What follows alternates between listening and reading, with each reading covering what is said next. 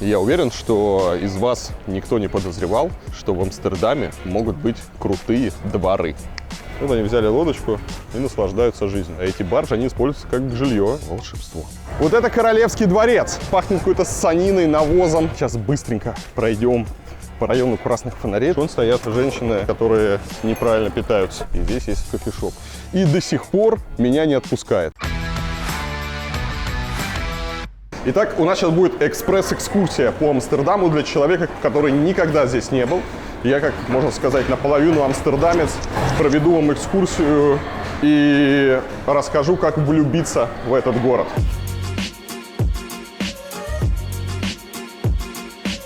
И здесь уже начинается красота. Я напоминаю, что голландцы в плане дизайна впереди планеты всей, поэтому все, что мы будем с вами видеть в Амстердаме и вообще в Голландии, это безумно красиво и стильно.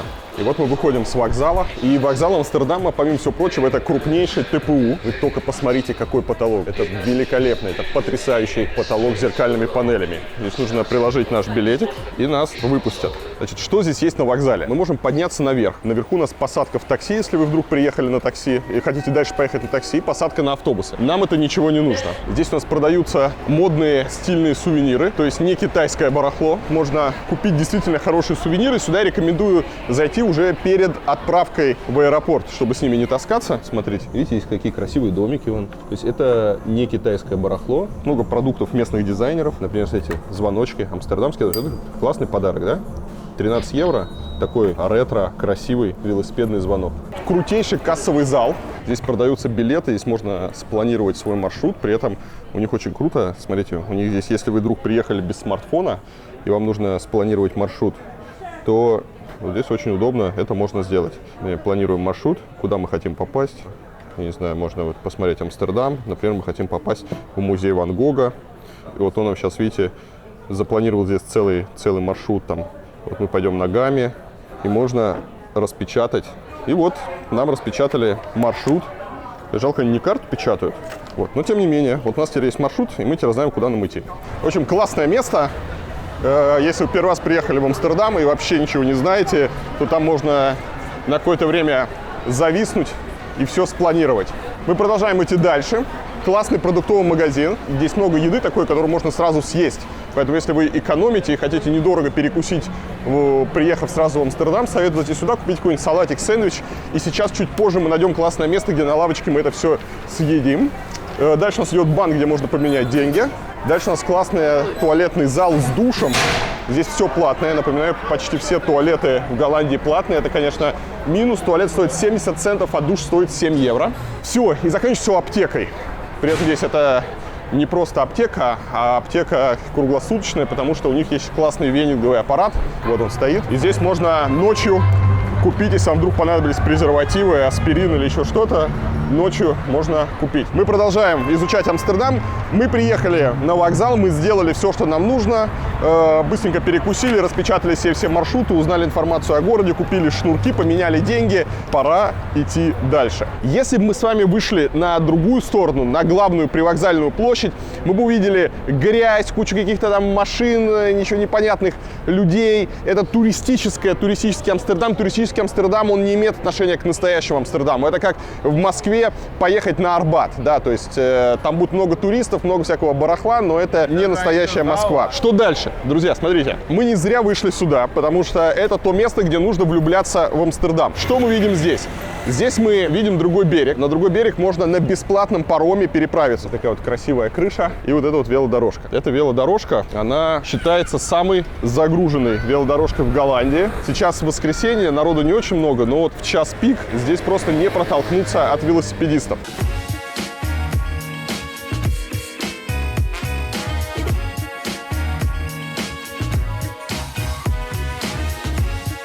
Дальше мы попадаем в потрясающий велопешеходный туннель. Раньше здесь был проезд для автомобилей, но теперь здесь велопешеходный туннель.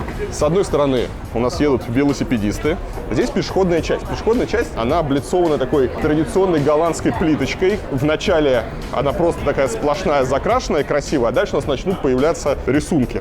Есть какие-то сцены морские. Мы сейчас прошли под путями, и мы выходим на главную площадь перед вокзалом. И вот это вот как раз то место, куда мы бы мы вышли сразу. Но хорошо, что мы этого не сделали, потому что вы сами видите, какая площадь. Здесь много-много лет, во-первых, идет ремонт. Здесь очень шумно, здесь куча туристов, здесь все завалено велосипедами. Посмотрите, какой вообще какой кошмар. И если бы вы сюда вышли сразу, если бы вы не отдохнули на заднем дворе вокзала, не полюбовались бы водичкой, не полюбовались бы другим берегом, паромом и велосипедами, вот здесь бы у вас, скорее всего, испортилось бы впечатление, вы подумали, что это такое, куда мы попали, какой ужас. И вот, выйдя с вокзала, главное сюда быстренько убежать. Убежать надо направо.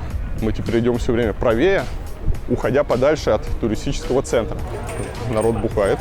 Так, здесь же, если кто-то хочет, можно взять в аренду велосипеды. Мы брать велосипед в аренду не будем, потому что у нас мало времени осталось. Кстати, когда будете снимать отель, обратите внимание, если там прокат велосипедов или нет. Потому что прокат не дешевый, и часто отели бесплатно своим гостям предоставляют велосипеды.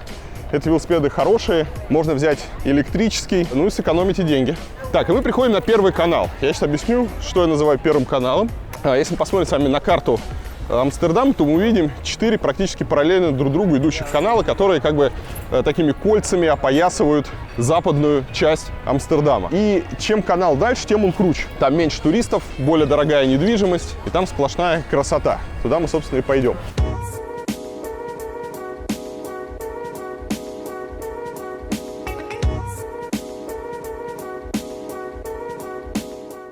Смотрите, друзья, мы совсем немножечко отошли вот от этой привокзальной площади. Уже здесь можно открывать глаза, выдохнуть и получать удовольствие. Жители многих домов, они, посмотрите, как очень пышно так декорируют свои входы, подъезды, ступеньки. И они ставят горшки, какие-то тазы, клумбы.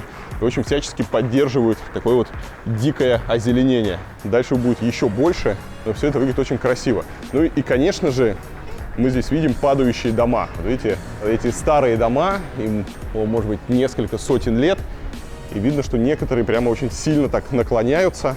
Сейчас их уже укрепили, но раньше, когда технологии были строительные не так развиты, со временем фундаменты проседали, дома наклонялись, и все, если это держится только друг за друга. Мы сейчас подходим, это второй канал. Мы с вами пойдем по третьему каналу. Хотя мой любимый это 4-й, но мы будем туда-сюда ходить и все их посмотрим. Вот как во многих городах есть двухэтажные такие туристические автобусы, в Амстердаме есть такие вот кораблики для туристов. Я, если честно, никогда не катался ни на автобусах, ни на таких кораблях, но, не знаю, попробуйте, возьмите, потом расскажете. Дома здесь дорогущие, стоят какие-то миллионы евро. Вообще недвижимость в Амстердаме безумно дорого стоит. Вот еще сразу на каналах мы обращаем внимание вот на эти пришвартованные лодочки. Это тоже такая местная особенность. Сейчас уже пришвартовать лодочку нельзя, поэтому многие из этих лодок, которые традиционно здесь были пришвартованы, они, конечно, никуда не ходят. Эти баржи, они используются как жилье. Их можно, кстати, на Airbnb, если хотите так прям погрузиться в такую атмосферу, можно снять какую-нибудь баржу и как в квартире на ней пожить. Наслаждаемся хорошей детской площадкой. Она под каштанами. Такие красивые раскидистые каштаны. И под этими каштанами спряталась у нас детская площадка. Вдоль каналов очень много припаркованных машин, но с этим постепенно начинают бороться. То есть раньше вот самое такое ценное место у воды, оно отдавалось автомобилям. Но сейчас улицы реконструируют в центре, и все чаще парковки вдоль воды убирают, делая там зоны отдыха, благоустройства и вообще всячески с парковками борются. Ну вот, гуляя вдоль каналов, мы обязательно смотрим наверх, потому что наверху здесь везде сплошная красота. Видны металлические скобы, которыми скрепляют домики, чтобы они не разваливались. Видны эти балки с крюками, которые используют для подъема грузов различных на верхние этажи. И вот мы дошли до 3-го канала, и здесь уже такая хорошая Голландия, хороший Амстердам. Здесь уже нету туристов, и здесь можно смело в Амстердам влюбляться. Вот такая местная особенность, да, это жители на такой вот на обычной лодочке, обязательно с вином, с бухлишком, которые не спеша катаются по каналам. Я вам, кстати, советую вот снять какую-то приватную лодку и по каналам все-таки прокатиться. Но только если эта лодка не туристическая, а лодка ваша приватная, чтобы можно было на лодку взять какие-нибудь закуски, бутылочку вина и в полной мере насладиться городом. Вот как-то черная. Смотрите, вот видите, 2 женщины едут на этой прекрасной черной лодочке. Ну не сказка ли? О, вот это вот идеальная лодочка. Семья или несколько семей на этой лодочке плавает по каналам. Смотрите, какая красота. Видите, у них там фруктики. Вот они взяли лодочку и наслаждаются жизнью. Вот это вот самый кайф. Еще одна местная особенность. Обратите внимание, что около многих домов вы увидите лавочку. Они разного дизайна, и люди обустраивают такой вот уютный у себя на крыльце уголок. Вы можете на этой лавочке сидеть. На некоторых, кстати, есть таблички, что, пожалуйста, не шумите или, пожалуйста, не курите здесь траву. Уважайте наши правила. Но если вы устали, вы можете на такой супер уютной лавочке присесть, никто вас не осудит, не прогонит, и это очень здорово.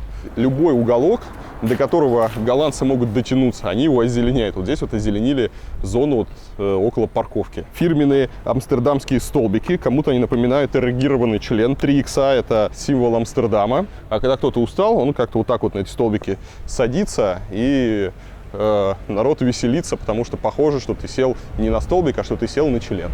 Такие здесь вот шутки.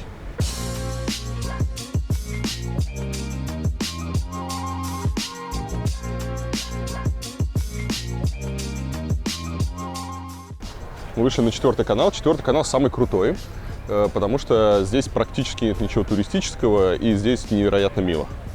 По 4-му каналу, если вы сюда приедете в августе, проходит знаменитый амстердамский гей-прайд. В Амстердаме это парад лодок, то есть разные организации, общины, движения, люди, они декорируют лодочки, и они по 4-му как раз каналу с раннего утра и до обеда на этих лодочках плывут, а зрители сидят на берегах, занимают здесь места, кучу народу. Это очень крутое зрелище, настоятельно рекомендую. Здесь нет никакого разврата, здесь нету голых мужиков, никто особо там не целуется.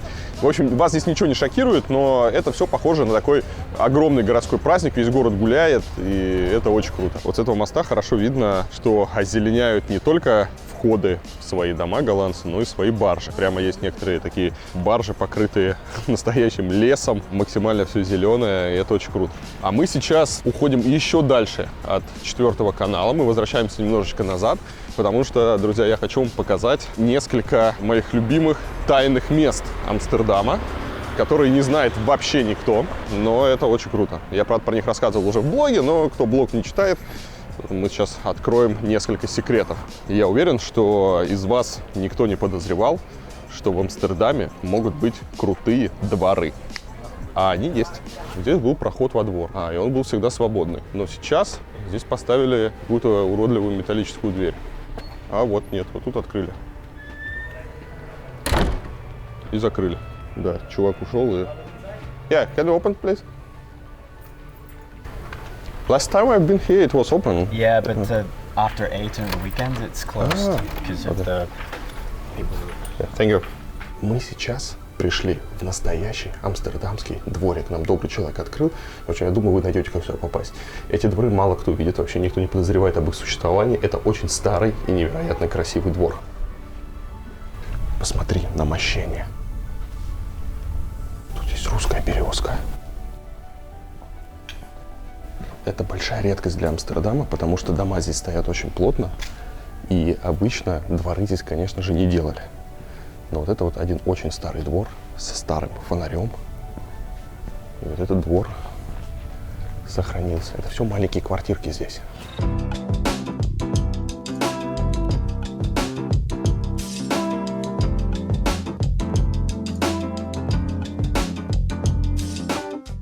В общем, здесь вот в этом районе, где дворики, такая настоящая старая амстердамская жизнь. Вот кто живет в центре Амстердама, такие вот тихие улочки, здесь нету туристов, здесь уже совершенно другие магазины, здесь бесконечно мило. Так что обязательно зайдите вот в эти кварталы, пройдите здесь, погуляйте, чтобы увидеть такой нормальный Амстердам.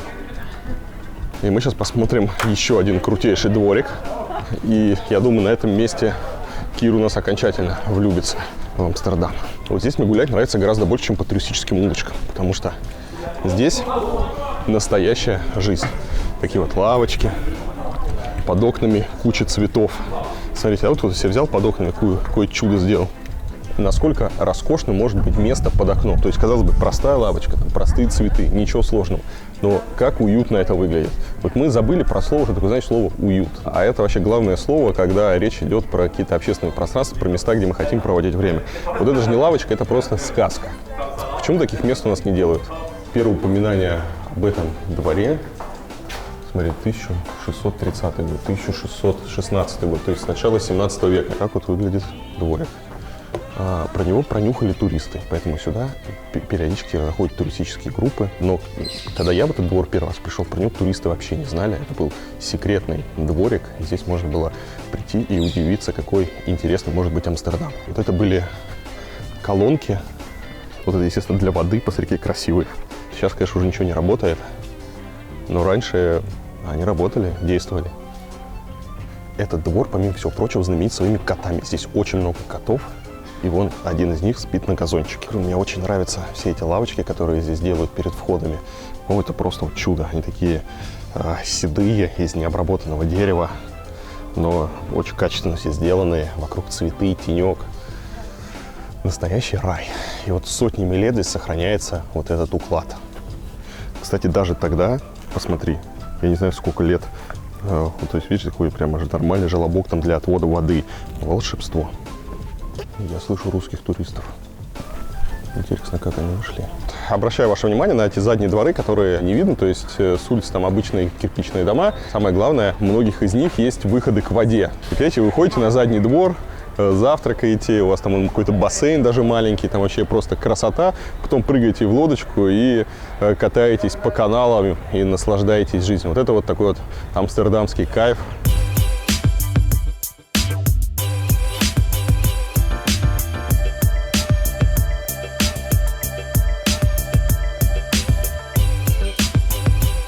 Только Амстердам город старый, средневековый, улочки там маленькие, больших площадей там нету.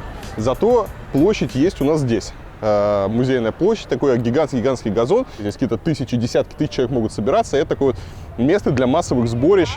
А в мирное время здесь просто огромный газон, на котором можно полежать, купить вот здесь вот в ближайшем супермаркете каких-нибудь фруктиков и лечь здесь на солнышке, отдохнуть после утомительной, но интересной прогулки. А Амстердам знаменит еще своими музеями. Здесь есть музей Ван Гога, музей современного искусства. Удобно, что многие музеи, они сконцентрируют на одной площади, которая так и называется «Музей на площади». Раньше надпись «Амстердам», которая сейчас стоит около аэропорта, она стояла вот здесь.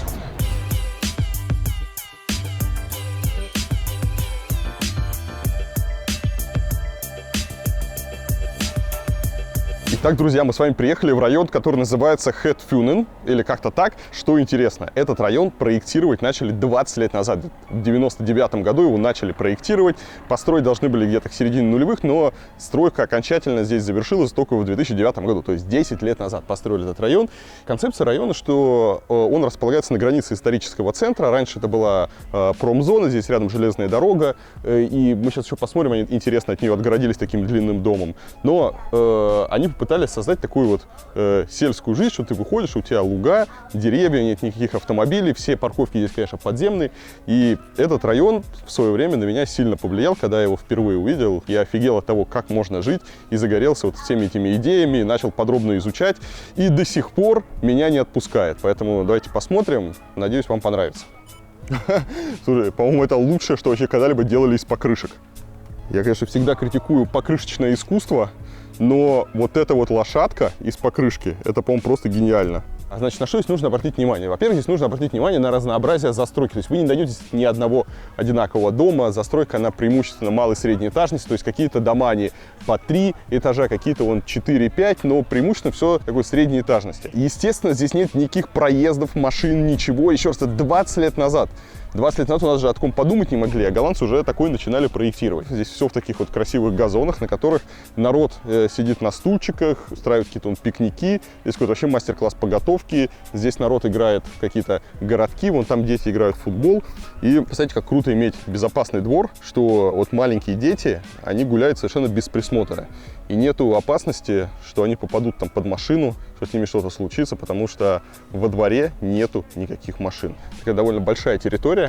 Прошло 10 лет с момента сдачи этого района, и за 10 лет я рад, что никто не застеклил свои балконы, никто не повесил кондиционеры, везде порядок. Вообще потрясающе. Смотрите, какие разные дома. И даже по сегодняшним меркам этот район не устарел. Я помню, меня в свое время вот поразили гостиные, которые имеют прямой выход на улицу. Улица переходит в чью-то гостиную, народ здесь сидит, выходит, отдыхает. Это, конечно, очень круто смотрится. Вот так должны выглядеть первые этажи. Вот такая здесь красота. Здесь строительные леса что-то переделывают. Видите, нет ни одного одинакового дома. Такой вот классный район. Вот, посмотрите, вот те принципы, которые сегодня только до нас доходят, да, вход на одном уровне, идет полностью прозрачные входные группы. То есть то, что у нас только появляется, и то, что у нас сегодня преподносят как какое-то там элитное жилье или жилье там нового уровня, в Голландии это проектировали в 99 году. Хочу напомнить, что проектирование этого района началось в 99 году. И здесь, конечно, смотришь и завидуешь голландцам. Мы же находимся здесь, вот этот длинный дом, он отделяет железную дорогу от всего района. Ну и, собственно, вот эти вот все дома, которые каждый разные по архитектуре. И вот эта вот вся зона, это такие вот дорожки, газончики вот, и прочая красота. Поскольку здесь железная дорога, они сделали такое тройное остекление, чтобы уменьшить количество шума от железной дороги. И еще там цветные форточки очень милые. А на первом этаже здесь детский сад. Ну что, друзья, вот так вот строили голландцы, такие здесь есть районы. На самом деле, это не самый лучший район Амстердама. Здесь очень много крутых проектов, крутого жилья, особенно того, которое они строят на каналах.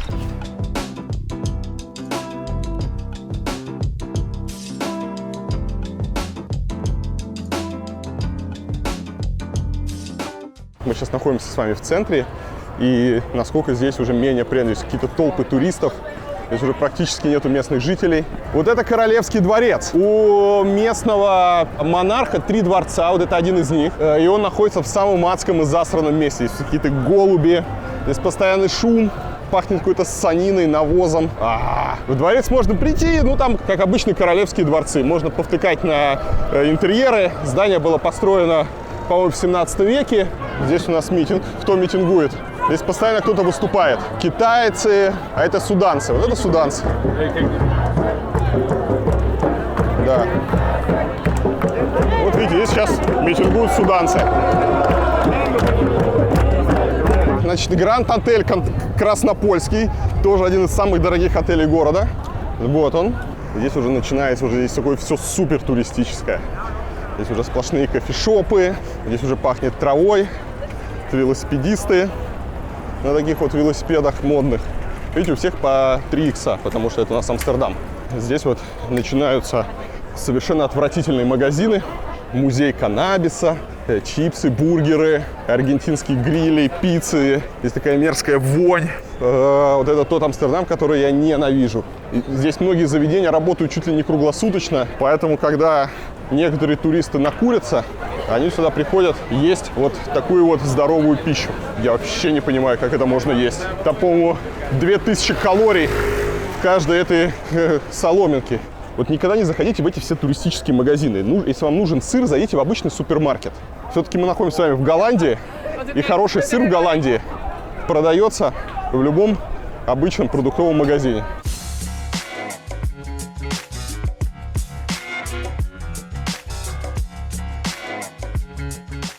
Мы находимся на улице Русланд, и здесь есть одноименный кофешоп.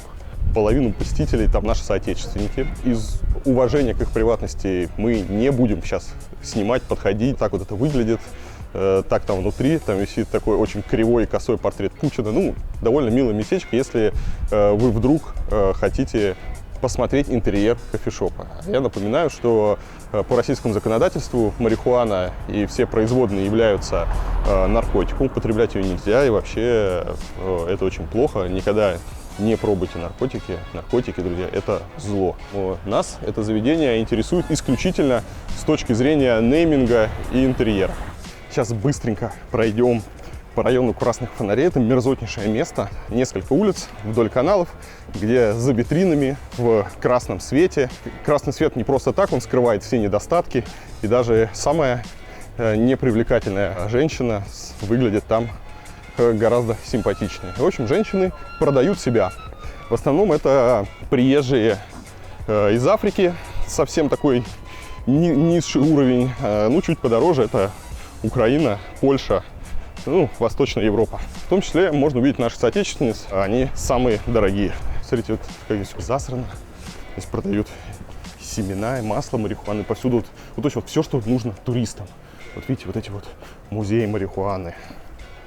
Все эти музеи секса. На каждом шагу Вот, табак, электронные сигареты. В общем, вся вот эта вот хрень. Какие-то дешевые китайские сувениры. В общем, все такое вот стереотипное, которое на самом деле к Амстердаму отношения не имеет. Так все это выглядит. Ну, вот эти вот все кабинки, где под вечер сидят женщины. Сейчас никто не сидит. Ну и здесь вот повсюду такие вот, видите, подобные развлечения, все вот эти вот шоу. Я, кстати, никогда не ходил вот в эти вот всякие театры, но люди, кто туда ходил, они говорят, что это разводилово и просто жалко денег. Это вот уличные писсуары так выглядят. Они много где есть в старом центре. Ну, все чередуется, вот секс-шопы и секс-шоу. Это все вот офисы этих проституток. Сейчас почему-то никого нет. Но они называются, видишь, офисы, сдаются комнатки, они их снимают, приезжают всякие студентки подрабатывать. Вот так это выглядит. Везде висит. Уважайте вот privacy, не фотографировать. Вот там видно кровать, на которой все это проходит, такая, как в поезде, полка. Слушай, какая мерзость. Я вообще не понимаю, что у людей в голове, которые сюда вот спускаются. А вот, видишь, вон стоят очень странные женщины, которые явно неправильно питаются. Мы сейчас спросим у Кира, что он увидел. Мне это интересно, впечатление человека, кто здесь первый раз оказался. Ну что, Кир, расскажи свои впечатления. Замечательно. В Голландии вообще на самом деле каждый сантиметр достоин восхищения. Даже эти старые, полноватые женщины Ну, с пониженной безусловно. социальной ответственностью. По-своему, безусловно, ими можно восхититься хотя бы за их смелость. И за самоотдачу, за приверженность профессии и отсутствие страха быть осмеянной. Так, а как тебе, я как экскурсовод? Я уже думаю, туры по Амстердаму вести. Да, но мне кажется, ты, если не будешь заканчивать свои туры убеганием на самолет, то могут возыметь успех. Это был Амстердам, друзья. Мой краткий гид по Амстердаму. Что можно сделать за день? Если бы вы не спешили, как мы, эта программа ровно на целый день. С утра до вечера можно не спеша, с удовольствием посетить все эти места и иметь такое вот представление о городе. Ставьте обязательно лайк этому видео, записывайтесь ко мне на экскурсии. И, пожалуйста, напишите в комментариях, про какие вообще стоит ли делать такого формата ролики. Рассказывать ли вам про другие города? Если да, то про какие, про что вам интересно. Потому что я могу про много городов рассказать. Все, друзья, жду ваших отзывов в комментах.